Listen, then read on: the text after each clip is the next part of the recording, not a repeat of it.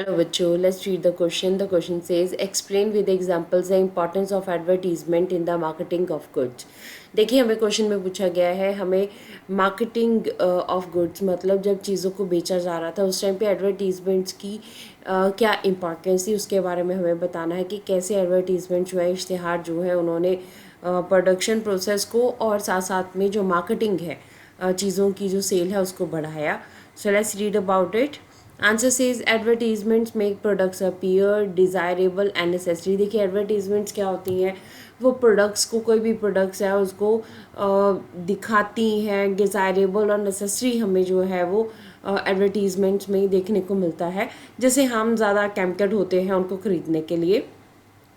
They try to shape the minds of the people and create new minds. तो वो advertisements क्या करती हैं, लोगों के माइंड को जो है उनका जो थॉट प्रोसेस है उसको चेंज करती हैं, उनकी जो नीड्स हैं उसको उनको क्रिएट करती हैं. तो अगर हम अपने एज ऑफ इंडस्ट्रियलाइजेशन की बात करें, जब इंडस्ट्रियलाइजेशन आ रहा था, कॉलोनियल टाइम था, उस टाइम के ऊपर भी एडवर्टीजमेंट्स का सहारा लिया जा रहा था मार्केटिंग ऑफ गुड्स के लिए. तो आइए इसको देखते हैं.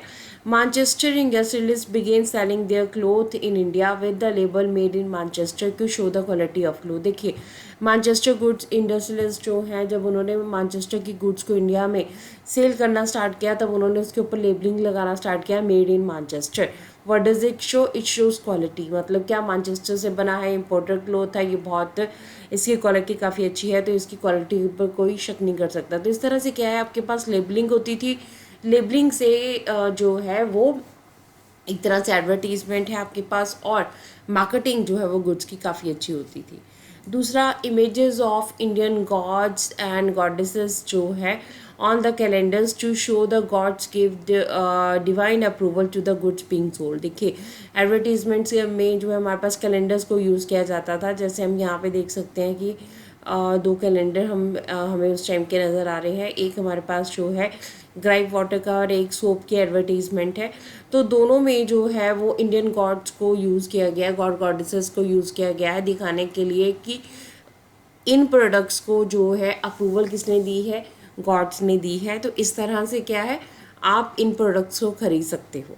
तो देखिए जब इमेजेस गॉड्स की बनती थी, जैसे यहाँ पे लॉर्ड कृष्णा की बनी हुई है, तो लोग एक्साइटेड होते थे कि हाँ भगवान की जो है इसके ऊपर पिक्चर बनी हुई है, तो दैट्स वेरी मतलब इसकी क्वालिटी जो है काफ़ी अच्छी होएगी, दैट्स वेरी इंटरेस्टिंग. तो इस तरह से सामान को बेचा जाता था. जैसे यहाँ पे भी देखिए साबुन की ऐड है, और साबुन की ऐड में भी जो है हमारे पास देवी देवता नज़र आ रहे हैं.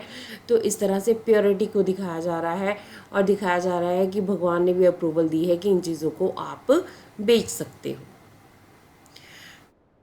नेक्स्ट अगर हम देखिए तो इम्पॉर्टेंट पर्सनालिटीज़ जो है images of the rulers were shown on the calendars to show products are use by the rulers and so nobody can question on them. देखिए क्या होता था, कैलेंडर्स के ऊपर एडवर्टीजमेंट्स में जो है वो इम्पॉर्टेंट रूलर्स को, पर्सनालिटीज़ को यूज़ किया जाता था.